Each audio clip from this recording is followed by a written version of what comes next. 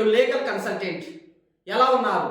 మీకు ఎటువంటి లీగల్ సమస్యలు ఉన్నా, మిమ్మల్ని మీరు చట్టపరముగా కాపాడుకోవాలనుకున్నా, మీరు ఇతరులను చట్టపరముగా కాపాడాలన్నా లీగల్ నాలెడ్జ్, చట్టపరమైన జ్ఞానము ఉండాల్సిందే. దానికోసం ఎల్ఎల్బి బ్యాచిలర్ ఆఫ్ లా చేయాల్సిందే. లేదా ఈ ఛానల్ను సబ్స్క్రైబ్ చేసుకొని వీడియోను లైక్ చేసి ఫాలో అయిపోండి. మీకు ఏ సందేహం ఉన్నా వాట్సాప్ మెసేజ్ మాత్రమే చేయండి, కాల్ చేయకండి. నేనే మీకు కాల్ చేస్తాను. 4-5 రోజులు గడిచినా నేను కాల్ చేయకపోతే అప్పుడు మాత్రమే కాల్ చేయండి.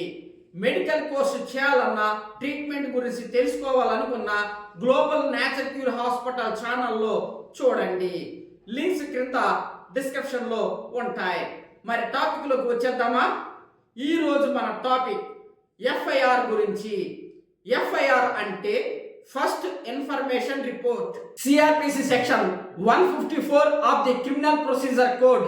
ఇది భారత క్రిమినల్ ప్రొసీజర్ కోడ్ లోని ఒక ముఖ్యమైన నిబంధన. ఇది పోలీసులు ఎలా ఎఫ్ఐఆర్ నమోదు చేయాలి అనే విషయాన్ని చట్టపరముగా వివరిస్తుంది. సిఆర్పిసి సెక్షన్ 154 సబ్ సెక్షన్ 1 ఏమి చెబుతుందంటే, తీవ్రమైన నేరం జరిగిందని సమాచారం ఇస్తే దాన్నే ఇంగ్లీష్లో కాగ్నిజబుల్ అఫెన్స్ అంటారు. ఒక వ్యక్తి పోలీస్ స్టేషన్కి వెళ్ళి సమాచారం ఇస్తే ఆ సమాచారం మొత్తం రాతపూర్వకంగా రాసి ఇవ్వాలి, లేదా పోలీసులు ఆ మాటలను రాయాలి. పోలీసులు రాసిన ఆ సమాచారాన్ని మొత్తం చదివి సంతకం చేయాలి. దాన్ని పోలీస్ స్టేషన్లో ఎఫ్ఐఆర్ రిజిస్టర్లో నమోదు చేయాలి. ఇంతవరకు సెక్షన్ 154 సబ్ సెక్షన్ 1 చెబుతుంది.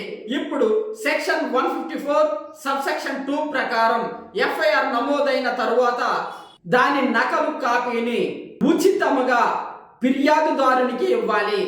సెక్షన్ 154 సబ్ సెక్షన్ 3 ప్రకారం పోలీసులు ఎఫ్ఐఆర్ నమోదు చేయకపోతే ఫిర్యాదుదారుడు సూపరింటెండెంట్ ఆఫ్ పోలీస్ ఎస్పీకి రాతపూర్వకముగా ఫిర్యాదు చేయవచ్చు.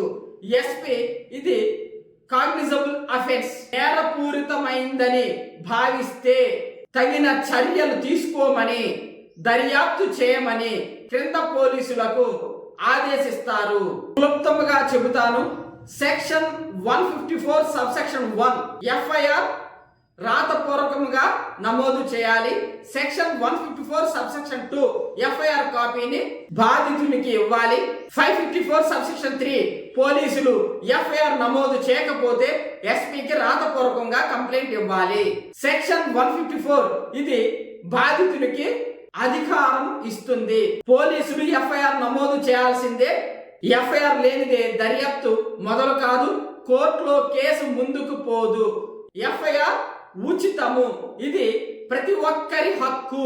కాగ్నిజబుల్ అఫెన్స్ అంటే తీవ్రమైన నేరాలు, హత్య, అగ్నిదహనము, దోపిడీ, అత్యాచారము లాంటి తీవ్రమైన నేరాలు ఎఫ్ఐఆర్ నమోదు చేయడం పోలీసులు బాధ్యత అని సెక్షన్ 154 చెబుతుంది.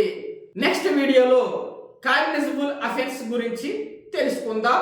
అంతవరకు stay tuned with Indian legal association.